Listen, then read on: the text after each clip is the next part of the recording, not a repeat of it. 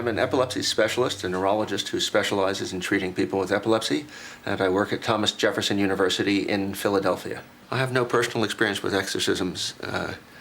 I'm a scientist and therefore skeptical. Hallowed be thy name, thy kingdom come, thy will be done. This is the priest. I play Professor Sperling the footage of the man undergoing the exorcism. What I deal with is real, not... What you showed me is a textbook example of a pseudo-seizure or psychogenic seizure. Okay.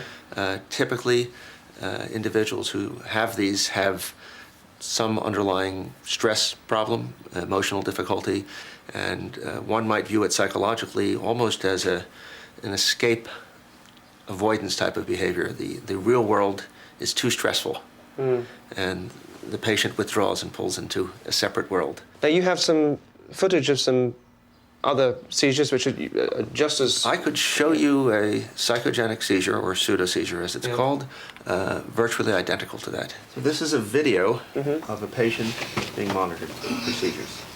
You can see the prominent arching of the back, the shaking of the body, the shaking of the limbs. Classic finding of a psychogenic seizure, or as it's known as pseudo-seizure. It's sort of exactly what we've just seen, but without the exorcist. Right. Watching those movements and those arching of the back, you can imagine how, if you were really believing in what was going on from a spiritual point of view, how you could mistake it for a momentary levitation. Absolutely, and the violence of the movements is such that it's hard to believe for the uninitiated that something from outside might not be producing something like this. In the world of science, this woman is having a non-epileptic, stress-related fit. On the other hand, Lou believes this is a man taken over by a demon. What you saw was the classic signs of going under. People can say that it might have been some kind of a medical phenomena or whatever it may have been. The guy had been checked out medically. He had no seizures. He had no allergic reactions to medicine. The guy was very healthy. You know, he demonstrated the classic signs of going under.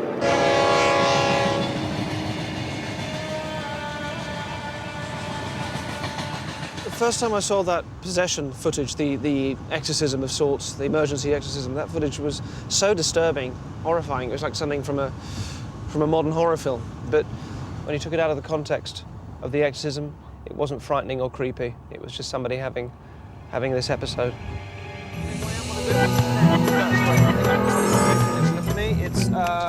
It's people, it's PR, it's marketing, it's that sort of thing. Yes. Is that what you do? Yes. You look for people's skills, you put them in positions. It's some sort of headhunting, is that right? Recruitment, that sort of thing? What do you do? Recruitment consultant. It's fashion, it's an assistant in a shop. This is a fashion, specifically denim, yeah? You were selling denim, you were selling jeans, is that right? You were doing that and you haven't done it for a while. You recently come out of that job, is that right? Yes. Is that right? Absolutely right, yeah. Fantastic. Oh my God. Open your eyes. Take this guy, his walk, the gum chewing, the long coat. He's confident, streetwise detached. He's protective of his girlfriend, so he's aware of the danger around him.